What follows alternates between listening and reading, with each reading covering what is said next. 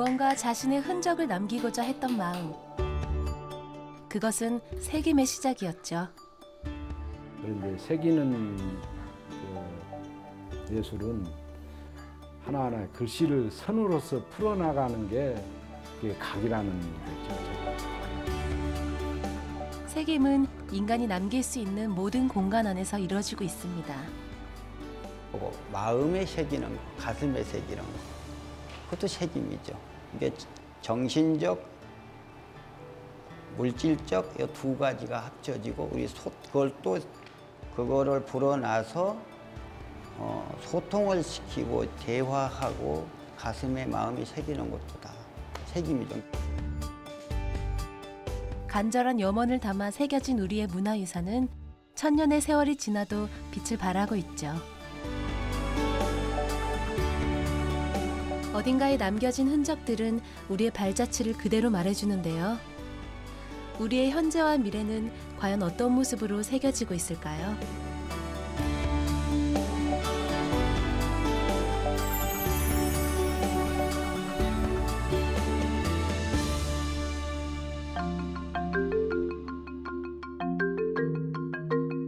사찰이나 궁궐을 가면 흔히 만나게 되는 것이 있죠. 바로 건축물의 문이나 기둥에 걸어놓은 현판이나 주련인데요. 특히 궁궐의 현판과 주련은 나라의 이념과 궁궐의 생활문화, 더 나아가 삶의 멋과 운치까지 담고 있는 우리의 소중한 문화재입니다. 건물이 가지는 유형과 무형의 가치를 종합적으로 이해할 수 있는 현판과 주련은 선대의 이름난 서가나 당대의 명필들이 쓴 글씨를 각수들이 한자 한자 혼신을 다해 나무에 새겨 만들어지는데요. 이렇게 나무에 글씨를 새기는 과정을 글을 새긴다고 하여 서각이라고 부릅니다. 서각은 일상 속에서도 쉽게 접할 수 있습니다. 전문가 못지않은 실력으로 새긴 작업에 몰두하는 사람들. 무엇이 이들을 서각의 세계로 빠져들게 한 것일까요?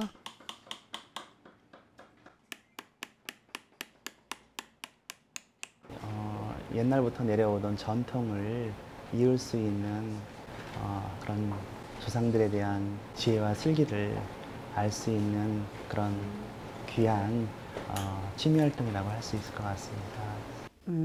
제가 이제 서예도 했었는데 서예는 좀 구상이 좀 한정돼 있었어요. 서예는. 근데 서각을 해보니까 내가 머릿속에 구상했던 거를 다 내가 담아서 그거를 성취감을 느낄 수가 있어. 망치로 끌을 두드리는 소리가 경쾌한 울림으로 퍼져나가는데요.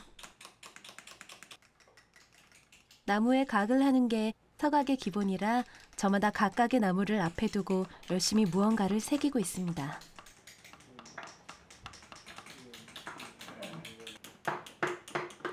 어르신은 과연 무엇을 새기시기에 이토록 비장한 마음으로 망치를 내려치고 있는 걸까요?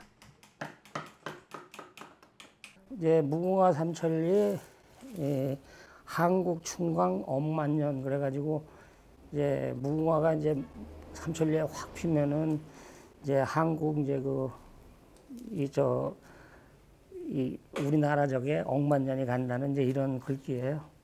제가 그 마음 먹었던 대로 그냥 한번 파보는 거예요. 근데 그게 제대로 잘 안 돼요. 그러니까 아마 좀 이게 마음 수양을 좀 더 해야 돼. 마음 수양을 좀 많이 해야지 좀 제대로 작품이 나오고 그래. 좋은 서각 작품을 만들려면 평소의 마음 수양이 가장 중요하다는 이야기네요. 그리고 중요한 것은 바로 글의 흐름을 익히는 것인데요. 글을 위해서는 행서초서를 많이 새겨 필순을 익혀야 합니다. 각은 글이 안으로 들어가게 새기는 음각으로 많은 수련을 쌓은 다음 글의 바깥 부분이 들어가게 새기는 양각을 하는 것이 좋습니다. 그렇게 음각과 양각을 충분히 이해한 다음 음각과 양각이 조화를 이루는 음양각을 새기는 것이 순서이죠. 이렇게 만들어진 서각 작품들은 일상생활에서 널리 사용되고 있습니다. 가운을 새겨 걸어 놓을 수도 있고요. 이렇게 멋진 시계로 만들어지기도 하죠. 이렇듯 서각은 현대에 들어와 시각적인 예술로 발전하고 있는데요. 서예와 함께 가정이나 사무실 등의 실내 장식으로서 교훈이 될 만한 글이나 그림을 새긴 서각 작품은 우리의 생활을 윤택하고 돋보이게 해줍니다. 서각을 이러한 방식으로 발전시키는 것은 전통을 잇는 매우 중요한 방법입니다. 이 전통이라는 것이 일반인이 관심이 참 많이 안 갖고 있기 때문에 젊은 세대에서 이거를 많이 관심을 줘야 되는데 대개 배우시는 분들이 고령층이 많이 배우기 때문에 이것이 연결이 잘 안 됩니다. 서각이 발전하기 위해서는 일단 젊은 세대들이 많이 관심을 가져줘야 될 것 같아요. 서각은 오랜 세월 동안 보존된다는 것을 항상 염두에 두며 작업에 임해야 합니다. 단순히 칼질과 끌질로만 된 작업은 조각도 공예라고도 할 수 없죠. 뛰어난 각수는 육필의 뜻을 잘 살려 육필보다 나은 서각 작품을 만들어낼 줄 알아야 합니다.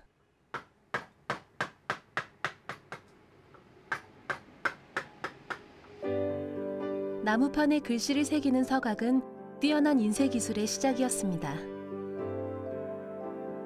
세계 문화유산으로 지정된 해인사의 8만 대장경은 놀랍고 정교한 새김의 기술로 세계의 인쇄물과 출판물에 지대한 영향을 끼쳤죠.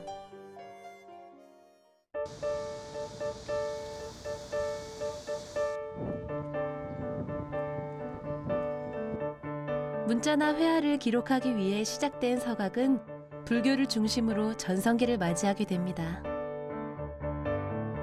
옛사람들은 일일이 글자를 옮겨 쓰는 사경에 의존하여 불교의 가르침을 전달했는데요. 이는 일부 귀족이나 선비들만의 전유물이었죠.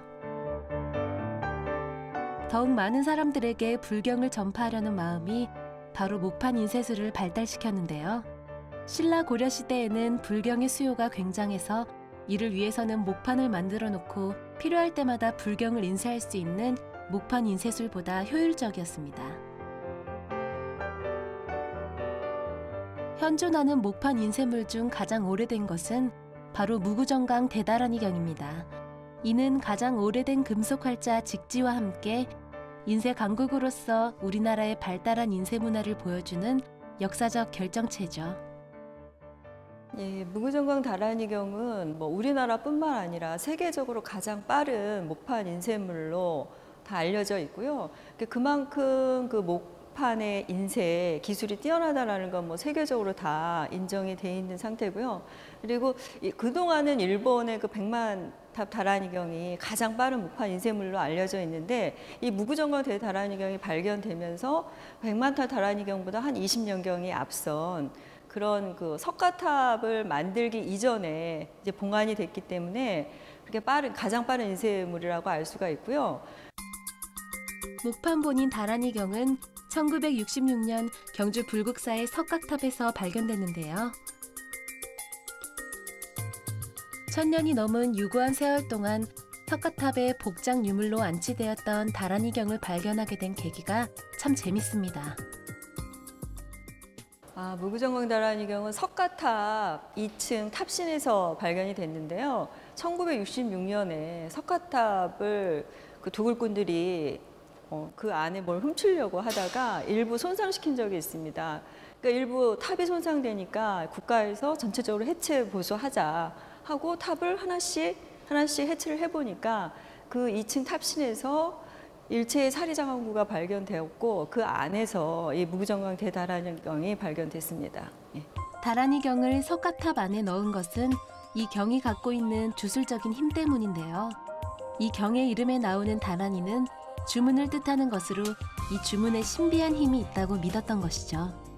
무구정강 다란이경 내용은 그야말로 이제 제목에서 보시는 것처럼 다란이경을 이렇게 쓴 건데요. 그래서 그렇게 길지 않은 경전입니다. 그래서 이 무구정강 다란이경의 내용은 탑을 많이 중수하고 그리고 탑 안에 조그만 소탑을 놓고 그 안에 다란이를 봉안을 하면 굉장히 그 사람이 복을 받는다라는 그런 내용입니다. 그렇기 때문에 그 당시에 많은 사람들이 그 경전 내용에 의거해서 탑을 고치고 또 새로운 탑을 만들면서 무구정강 다란이경을 또 그 안에 모셨던 것 같습니다. 예.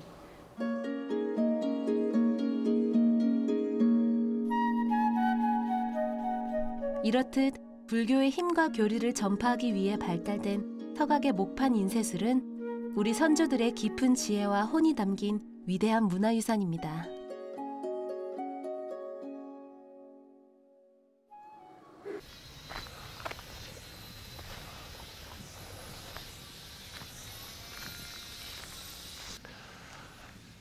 지금은 우리가 너무나도 쉽게 책을 구하고 읽을 수 있는 그런 시대가 됐습니다. 하지만 그럴 수 있었던 것은 과거로 거슬러 가보면 이 목판 인쇄술이라는 기술이 있었기 때문인데요. 사실 손으로 일일이 필사해서 책을 만들던 시절에 평범한 사람들이 책을 읽기란 건 굉장히 힘든 일이었을 겁니다. 그만큼 굉장히 고마운 기술이 바로 이 목판 인쇄술이 아닌가 그런 생각이 듭니다.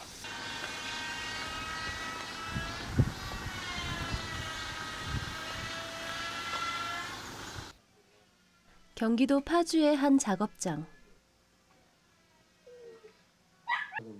마치 시골 마을의 평범한 목수의 작업장처럼 소박하고 정감이 가는 모습인데요.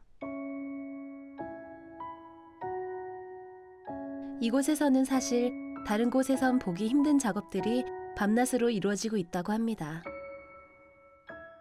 첨단 디지털 인쇄 기술이 도입이 되고 사실 전자책을 읽는 요즘 시대에 이 전통 목판 인쇄 기술이 어떻게 이루어졌는지 박물관을 가보지 않는 한 확인하기가 굉장히 힘든데요.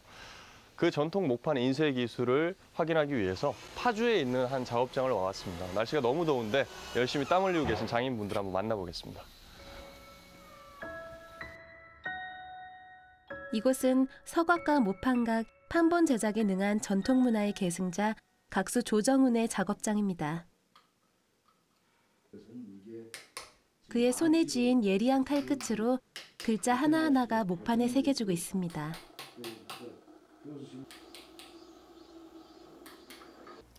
사실 이 목판 인쇄라는 게 제가 아까도 저 입구에서 들어오면서 얘기를 했었는데 굉장히 접하기 어렵고 사실 어떤 특정한 전시회라든가 박물관이 아니면 이 목판 인쇄가 어떻게 진행이 되고 과정도 잘 모르고 사실 일반 대중분들한테는 좀 낯설고 옛것 같은 느낌이 있거든요. 좀 어려워하시는 일반 시청자분들께 어렵지 않다 한 말씀 어떤 얘기 해주실 게 있다면. 근데 일반적으로 우리 이제 사람들이 보편적으로 이제 탁본과 이게 인쇄, 인경이라고 또 경을 인경하면 인경이라고 그러거든요. 요 통틀어서 인쇄라고 그러거든요. 근데 탁본하고 인쇄하고 구분을 못 하더라고. 그게 우리가 이제 목판 책으로 찍어 나온 것은 인출, 그러니까 인쇄란 소리란 거죠. 그리고 이제 돌이나 비석이나 이런 데에서는 이제 두들겨서 먹으러 가서 옳게 파진 글씨를 두들가지고 내는 게 탁본이거든. 그리고 인경은 거꾸로 파져 있는 걸 갖다가 찍어내는 것을 인쇄라고 그러거든요. 서각의 기술이 과학적이지 못하면 종이에 찍어내는 모판 인쇄는 불가능하다고 그는 이야기합니다. 서각은 인쇄를 목적으로 할 경우 글자를 반대로 새겨야 하는데요. 톱니 형식으로 각이 되어 있는 글자의 각도 또한 앞면은 45도, 옆면은 각각 50도, 그리고 글자의 끝나는 면이 직각으로 새겨져야 인쇄가 잘 이루어집니다. 이 목판 인쇄 2호 작업을 시작하신 특별한 계기가 있으셨나요? 이제 이 각이 인사동에 우연치 않게 지나가다 보니까 서각을 이렇게 하고 있더라고. 그래서 서각을 배웠는데 저는 이제 애당초 서각을 배움과 동시에 이 목판을 염두에 뒀다고. 무구정강 대다량경을 제가 TV에서 한번 본 적이 있어요. 제가 인쇄 문화의 세계 최초고 목판 할자다. 이런 걸 이제 그때 제가 보고 느꼈기 때문에 그때부터서 각을 시작할 때부터서 목판을 하게 됐어요. 각수 조정훈을 통해 우리는 소중한 우리의 문화유산을 다시 만나볼 수 있었는데요. 그는 세계에서 가장 오래된 목판 인쇄본인 무구정강 대다란 이경을 목판에 판각하고 재현해내었죠. 13개월의 긴 작업 기간을 거치며 그는 은행나무 목판 12장에 이 경전의 5,460여 자를 복원해냈는데요. 이 작업 과정에서 마멸된 글자 34자를 살려냈고 60여 자의 오자를 바로 잡았습니다.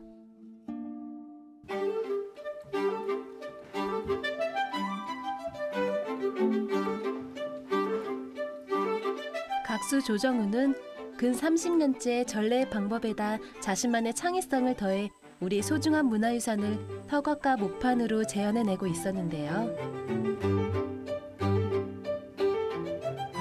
그의 수많은 작품 가운데 눈에 띄는 것이 있었습니다.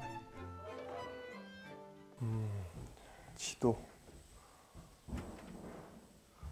대동여지도. 대동여지도. 아, 이게 잠깐만 하나 뽑아볼게요. 진짜로 지도가 이게 제가 알고 있는 그 대동여지도가 맞나요? 이게? 그런가? 이게 아까 오기 전에 저기 걸려있던 지도하고 같은 판이네요. 지도를 이걸 찍어서 저기다 걸어두셨네. 이 대동여지도가 과연 그 대단한 대동여지도인가요, 이게?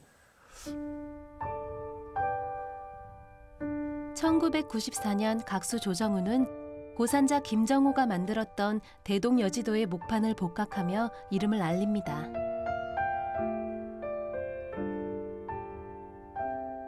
고산자가 1861년에 제작한 대동여지도는 남북 120리, 동서 80리를 일판으로 모두 126판의 우리나라 전체를 담아낸 목판 인쇄지도입니다.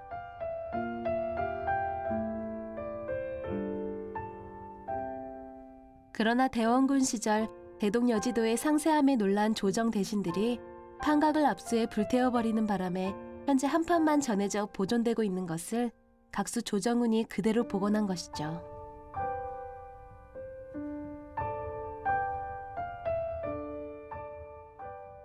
제가 아까 이 전시되어 있는 공간들을 둘러보다가 대동여지도라는 걸 봤습니다. 지금은 여기 와 있는데 이게 우리가 모두가 알고 있는 그 대동여지도가 맞나요, 선생님? 예, 맞습니다. 예, 제가 대동여지도를 한 4년 동안 밤낮으로 그 목판으로 해서 제가 복원시켰습니다.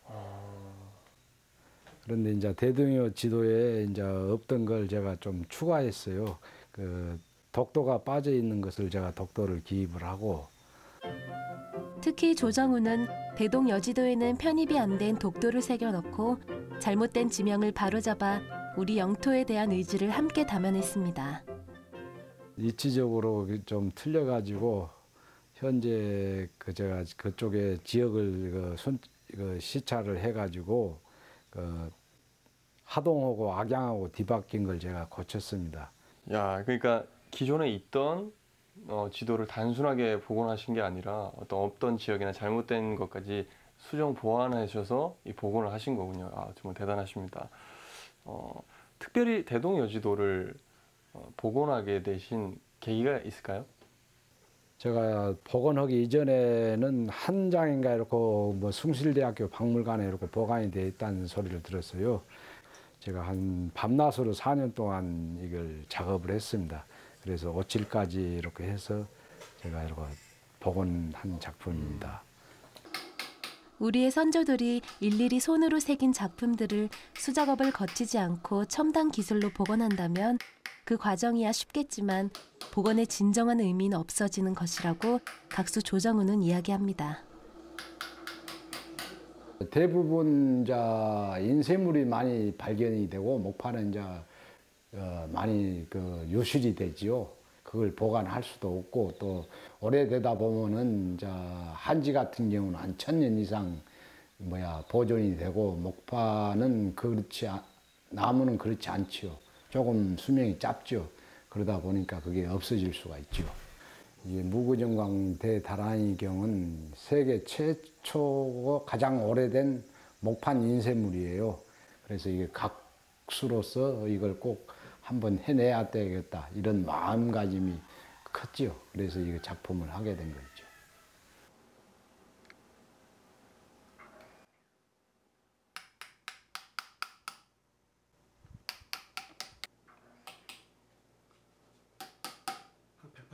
붓글씨를 이렇게 보면은 점으로 이루어진 예술이라고 봐요. 그런데 새기는 그 예술은 하나하나 글씨를 선으로서 풀어나가는 게 그게 각이라는 거죠. 저는 그렇게 생각을 합니다.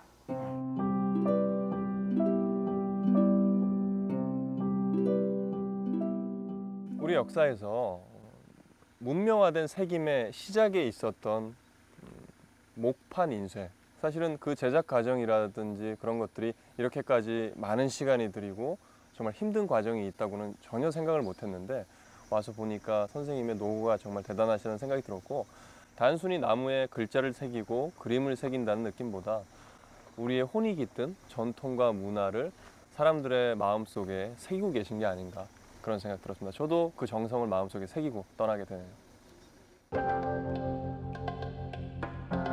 생명이 유한한 인간은 무엇인가를 영원히 남기려는 욕망을 지니고 있습니다. 그 욕망은 고대 원시 시대로까지 거슬러 올라가죠. 문자가 없던 시절 인류는 동굴의 벽이나 바위에 그림을 새겨 자신들의 흔적을 남겼는데요.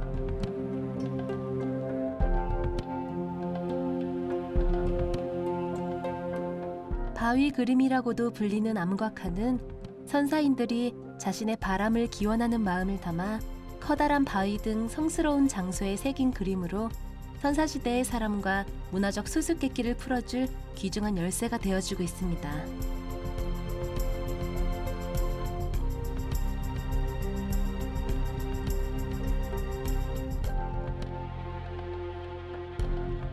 그중 방구대 암곽화는 지구상의 수많은 암곽화 유적 중 가장 많은 동물을 상세히 표현한 암곽화로 세계적인 인정을 받고 있는데요.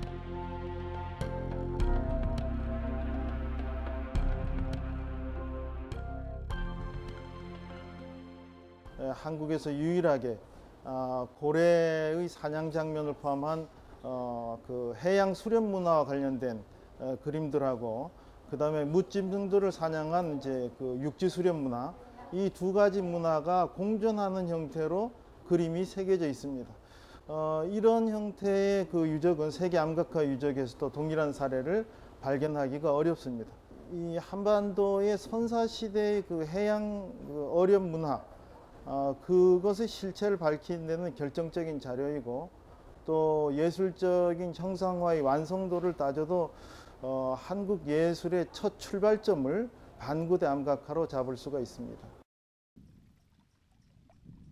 1971년 최초 발견된 반구대 암곽화는 울산의 젖줄 태화강 상류와 반구대 일대의 인공호 서쪽 기슭에 자리한 암벽에 새겨진 그림으로 한반도의 선사시대 생활상을 생생하게 알려주는 그림으로 쓴 최초의 역사책이라고 할 수 있습니다. 높이 3m, 너비 10m의 기역자 모양으로 꺾인 절벽 안반에는 육지 동물과 바다고기, 사냥하는 장면 등 총 300여 점의 그림이 새겨져 있는데요. 사냥하는 장면은 탈을 쓴 무당, 짐승을 사냥하는 사냥꾼, 배를 타고 고래를 잡는 어부 등의 모습을 묘사하였으며 그물이나 배의 모습도 표현되어 있습니다. 이쪽에 옆에 보이는 그림처럼 육지 생물을 수평으로 그려놓고 이 앞쪽에는 바다 생물을 수직으로 새겨놓은 것을 볼 수가 있습니다. 육지 생물에는 이렇게 표범이나 호랑이로 추정되는 동물들이 있고요. 바다 생물에는 그 상단의 거북이라든지 하단 쪽에 고래라든지 다 드러나 있지는 않지만 이 아래 보이는 그림처럼 교미를 하고 있는 듯한 그런 자세를 가지고 취하고 있는 동물들도 있고, 또 간혹 배가 불러있는 동물들도 보이는데요. 풍성한 사냥물을 기원하기 위해 했던 선사인들의 마음을 담지 않았나 이렇게 생각이 됩니다. 사냥 그림 중 고래 사냥의 묘사는 세계 최초의 것으로 발견 이후 지속적으로 선사시대 연구자들에게 비상한 관심을 끌고 있는데요. 고래의 포경 장면이 매우 사실적으로 묘사되어 있죠.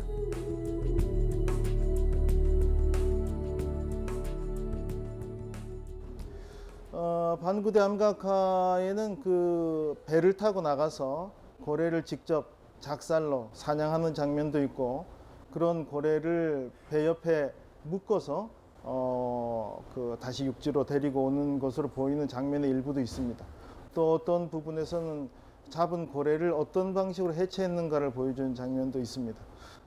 그 당시에 수렵 채집 위주의 사회에서 구체적으로 식량을 마련하는 과정, 또 자연과의 관계, 또 자연에 산 짐승과의 관계를 구체적으로 알 수 있도록 아주 상세히 묘사되어 있고, 단단한 바위에 섬세하게 새겨진 이 암곽화는 새겨진 기법만으로도 제작 연대를 추정할 수가 있는데요. 제작 조각기로 쪼아 윤곽선을 만들거나 전체를 떼어난 기법, 쪼아낸 윤곽선을 갈아내는 기법의 사용으로 보아 신석기 말에서 청동기 시대에 제작되어진 것으로 추정되어집니다.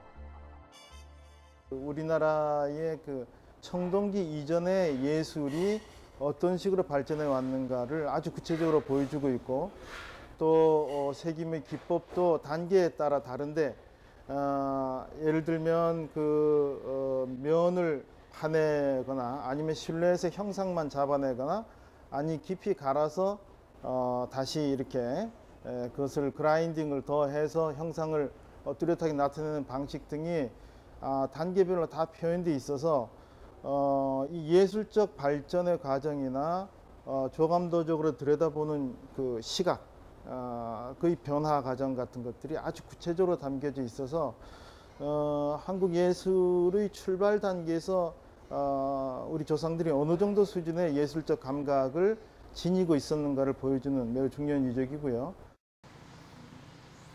신기하다.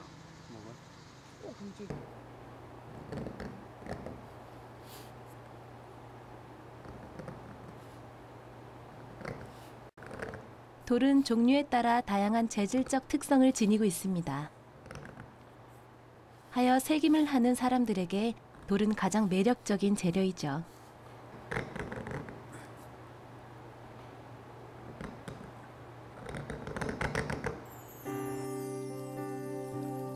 작업을 거치기 전에는 이렇듯 평범했던 돌들이었지만 예술가의 손을 거치면서 특별한 작품으로 새롭게 태어나게 되는데요. 작품은 그 모습에서 그치지 않습니다. 거기에 한국의 전통색인 오방색이 더해지고 종이 위에 이렇게 찍어내면 붓으로 그린 그림과는 또 다른 느낌을 자아내는 멋진 작품이 탄생하게 됩니다.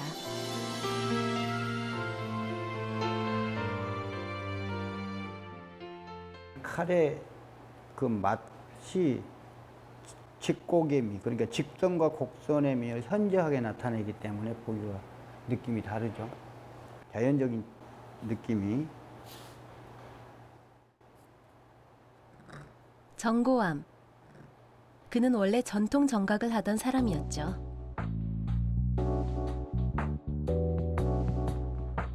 하지만 그는 암각화, 문자, 초영인, 민화, 각각의 스토리텔링을 전통 정각에 더하고 다양한 색채를 입혀 재해석한 새로운 예술 분야, 세계 마트를 만들어냈습니다. 우리가 누구보다도 우리의 고유한 정신과 색깔을 가지고 있고 그거를 이 시대에 와서 현대미술로 바꿔야 되잖아요. 그래서 역사성과 인문학적 소양과 작가의 철학적 내공을 담아낼 수 있는 예술을 제가 만들어야 되겠다라는 생각을 했죠. 그러기 위해서는 전통적인 정각을 오래 했고 암각화라든가 벽화라든가 원시물의 순수성을 끄집어내려고 여행도 했고 그 탐사도 하고 그렇게 해서 세기마트를 만들게 된 거죠. 전통 정각은 나무나 옥, 돌, 금속 재료의 한정된 공간 안에 문자나 그림을 새기고 인주나 잉크를 묻혀 문양이나 글자를 찍어내는 것을 말하는데요.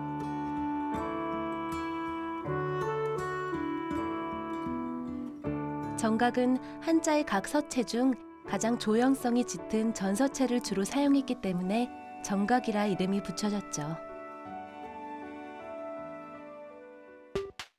과거 문인들은 글씨를 쓰고 그림을 그린 후에 자기 이름이나 호 또는 좋은 글귀나 사자성어를 정각 형식으로 새겨서 찍는 낙관인을 손수 만들어서 사용했습니다. 중국의 춘추 전국시대 관인에서 시작된 정각은 청나라 말기 개성 있고 수준 높은 작가들에 의해 시서 화와 함께 얘기될 만큼 높은 평가를 받던 예술의 한 부분이었죠. 하지만 현대에 와서 정각은 많은 이들에게 그저 도장 문화로만 치부되어 왔는데요. 전각이란 글씨와 그림 조각이 합일된 작가의 내공을 끄집어내서 예술성을 살리는 것이 전각이라고 보면 되고요. 일반 도장은 그냥 상업적으로 활용하기 위해서 만들어지는 양산되는 것이기 때문에 전각하고는 차원이 다르죠. 그러니까 전각은 클래식이라고 하면 도장은 라이프 뮤직이라고 보면 됩니다.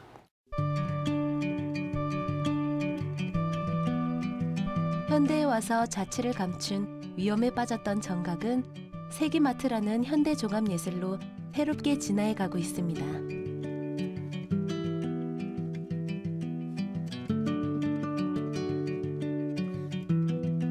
전통 정각에 대한 열정과 이를 세계에 알리려는 마음이 합일해 새로운 예술 분야가 탄생한 것이죠.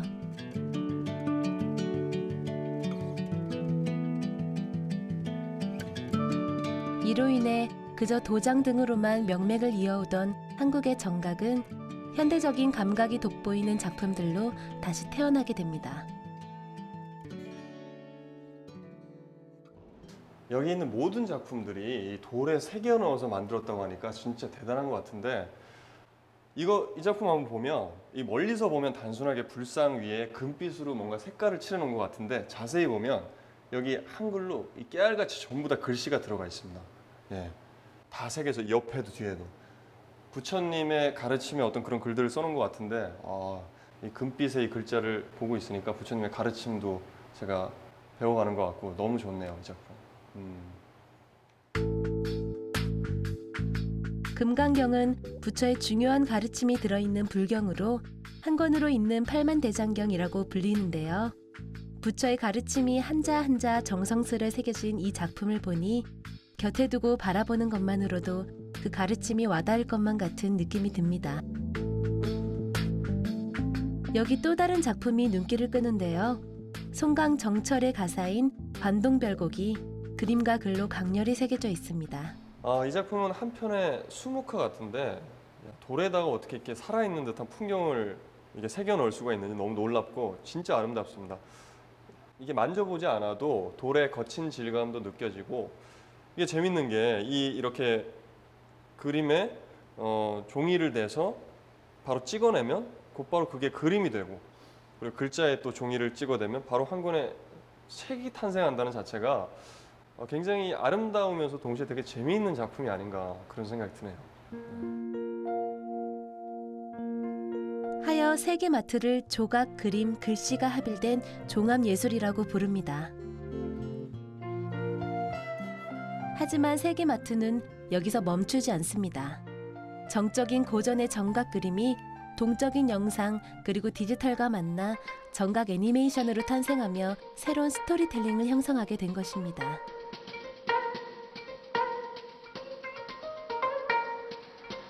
지금 보시는 영상의 모든 장면이 돌에 그림을 새겨 색을 칠하고 종이 위에 그림을 찍어낸 것을 일일이 이어서 만든 것이라고 하면 믿어지시나요? 아날로그와 디지털의 결합을 통해 멀티 예술로의 대중화를 이끄는 정각 애니메이션은 우리보다 정각이 훨씬 발전한 중국이나 일본에서도 꿈꾸지 못한 일이었죠. 이를 통해 세계마트는 세계 각국의 한국의 이미지를 전하고 있습니다.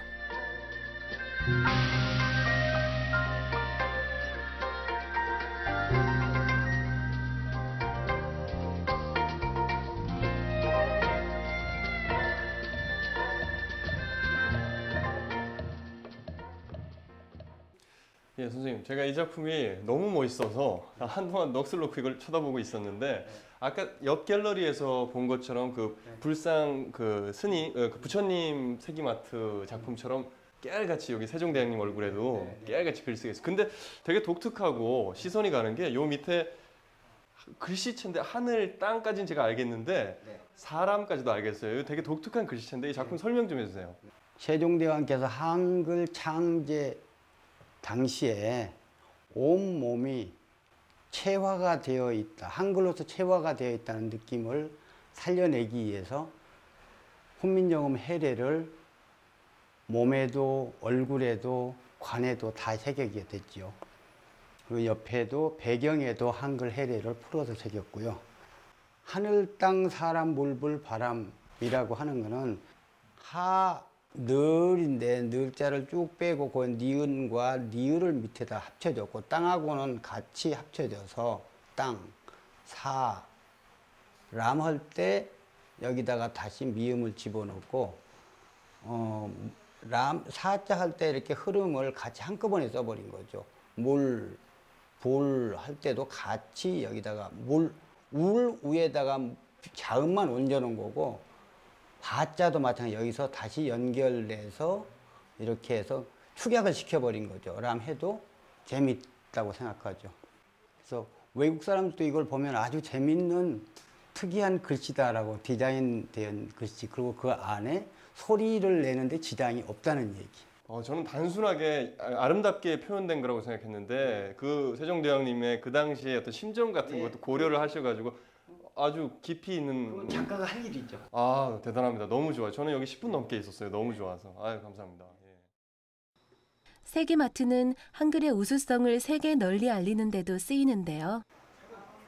순수한 어린아이의 눈에는 실체가 빨리 나타난다는 이 작품. 혹시 눈치채셨나요? 여러분 이거 자세히 한번 보세요. 제가 속았습니다. 예. 가만히 보시면 지금 동도 서도에 독이라는 글자 보이세요? 독. 이게 독도였어요. 저는 이렇게 가까이서 보니까 이게 왜 특별히 독도일까 했었는데 조금만 거리를 두고 보니까 이 독도라는 글자, 저보다 먼저 눈치챈 시청자분들도 계실 것 같아요. 창피합니다. 독도네요. 글자로 섬을 그대로 표현하고 독도면서 글자로 표현했으면서 동도와 서도를 표현했네요. 아, 정말 좋네요. 이건 정말 갖고 싶네요, 이 작품은. 와. 지금 보이는 이 작품들에서는 어떤 글자들을 발견하셨나요? 형형색색의 물고기가 헤엄을 치고 꽃이 피어나는 이 공간에는 사실 아름다운 우리 한글이 채워져 있었답니다. TV로 시청하시는 많은 분들도 저하고 똑같았을 것 같습니다. 이 독도라는 글자가 그 안에 숨어 있다는 걸 언뜻 봐서는 절대 몰랐을 것 같아요. 저는 한참 걸렸는데 정말 재밌고 좋은 아이디어의 작품이라고 생각했어요. 선생님의 그 독특한 한글 작품에 대한 설명을 좀 해주시겠어요? 이거 여기도 한글이에요. 바다를 건너고 우주를 건넌다는 뜻인데요. 이 바다라는 때 물고기들만 보이죠, 이렇게. 예, 저는 이게 달도 보이고 뭐 사람 얼굴 보이고 고래 보이고 뭐 달 보이고 그렇게 하는데요. 이거는 전부 이미지예요. 사실은 글씨의 공간을 가지고 이건 디귿인데 공간에 물고기를 집어넣은 거고요. 니을인데 이것도 물고기가 들어가 있는 거고, 대부분 글씨 자체를 쓰려고 애를 쓰는데 반대로 글씨에 써져 있는 공간을 거꾸로 활용한 거죠. 마음과 정신의 세계가 눈에는 보이진 않지만 물질의 세계와 함께 공존하듯 세기마트의 한글 작품 속에는 이미지로 보이는 물질적 세계와 글자로 숨어있던 정신적 세계가 조화로운 균형을 이루고 있습니다.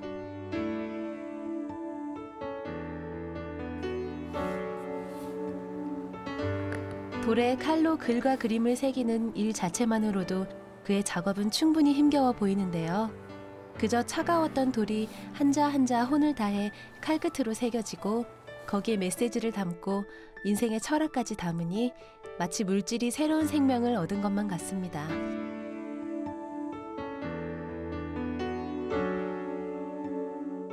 세김의 매력에 빠져 전통 정각을 연구하는 일에 몰두하고 40년 인생을 새기는 일에만 매진해왔던 세김 아티스트 정고암.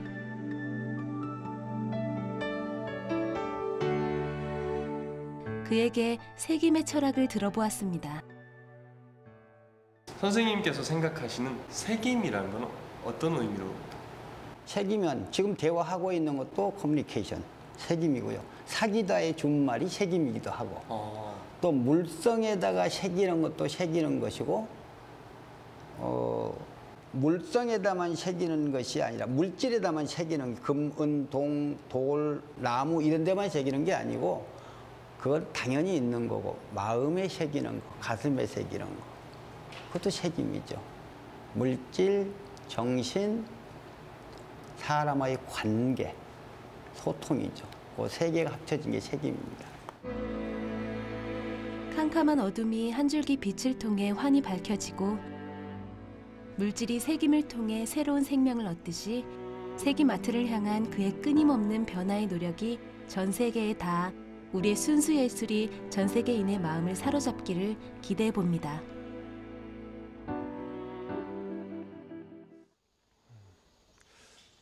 이 고대 원시인들의 벽화나 암각화부터 우리에게 세계적인 유물을 남겨준 전통 서각, 정각, 그리고 현대적인 예술을 승화한 이 세김아트까지 참 어딘가에 흔적을 남기고자 하는 인간의 이 본능, 욕심은 나날이 발전해서 우리의 눈과 정서를 즐겁게 해주는 것 같습니다. 여러분들에게 세김이라는 건 어떤 의미인가요? 정말 수백, 수천 년이 흘러도 그 자리에 그대로 남아있는 고대의 흔적들을 보면 우리가 일상에서 무수히 행하는 이런 일들도 어딘가에서 누군가에게는 정말 오랫동안 남아있는 새김이 아닐까요? 오늘 하루는 어디서 무엇을 새기셨나요?